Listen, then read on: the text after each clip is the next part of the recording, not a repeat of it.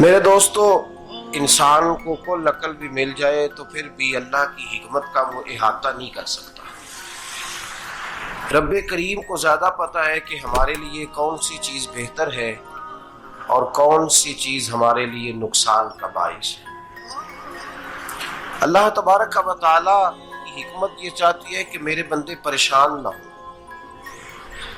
رب یہ چاہتا ہے کہ میرے بندے کسی جگہ پہ بھی دقت اور پریشانی کا شکار نہ ہو۔ تو اللہ تبارک و تعالی نے راہ اعتدال اختیار کرنے کا حکم ارشاد فرمایا کہ تم اعتدال کے رستوں پہ چلو، معتدل زندگی گزارو، افراط و تفریط سے بچو۔ آج جس معاشرے میں ہم وقت گزار رہے ہیں، اس معاشرے میں ہم اس بات کو سمجھنے سے قاصر ہیں کہ اصل ہمارا مسئلہ کیا ہے۔ ہمارا اصل جو مسئلہ ہے اس کی شناخت ہمیں کیسے ہوگی اور ہم پھر اس تک رسائی کس انداز میں حاصل کر پائیں۔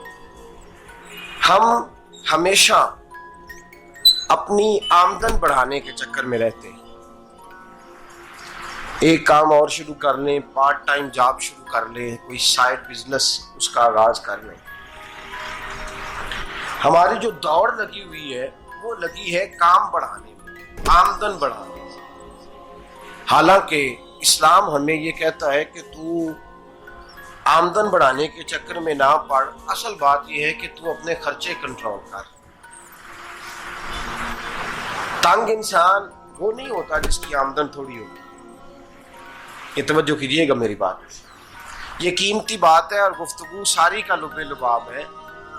تنگ بندہ وہ نہیں ہوتا جس کی آمدن تھوڑی ہوتی ہے، اصل پریشان وہ ہوتا ہے جس کے خرچے زیادہ ہوتے ہیں۔ اور ہمارا جو روزمرہ کا نقصان ہو رہا ہے نا، وہ آمدن کے معاملات میں نہیں ہو رہا۔ بنیادی نقص جو واقعہ ہو رہا ہے وہ یہ ہے کہ ہمارے اخراجات زیادہ ہیں،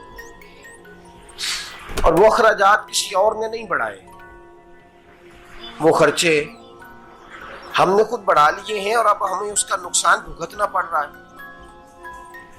اور اگر آپ صحیح معنوں میں ٹٹولیں تو جو بہت امیر لوگ ہیں وہ تو ان خرچوں سے بچ گئے۔ میں نے بہت سارے ایسے ختمات میں شرکت کی ہے، میں بہت ساری ایسی جگہوں پہ گیا ہوں کہ جہاں لوگوں نے بڑا مختصر سا ختم دلایا ہے تو ہو گیا ہے ختم۔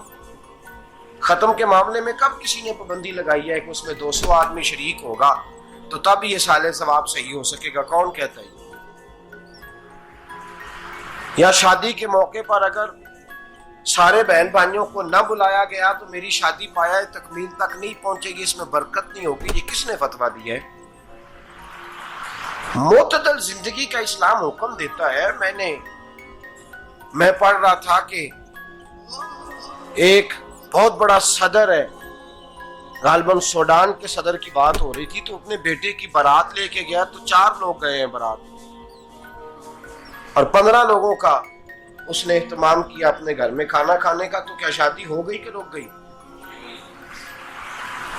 تو بھائی راگ الاپنا اس بات کا کہ بڑی پریشانی ہے، کوئی سائیڈ بزنس شروع کیا جائے فلان جگہ فلان جگہ فلان جگہ، تو اصل معاملہ یہ ہے کہ پہلے ایک بندہ کماتا ہے تو پھر بھی گھر ہی چلتا ہے، پھر بڑا بیٹا ساتھ شامل ہوتا ہے تو پھر بھی گھر ہی چلتا ہے، پھر منجلا بیٹا شامل ہوتا ہے تو پھر بھی گھر ہی چلتا ہے۔ جو رونا دادا جی رویا کرتے تھے کہ بڑی مصیبت ہے، بڑی مشکل ہے، گاؤں میں رہ کے اکیلے ہوتے تھے اور وہ 5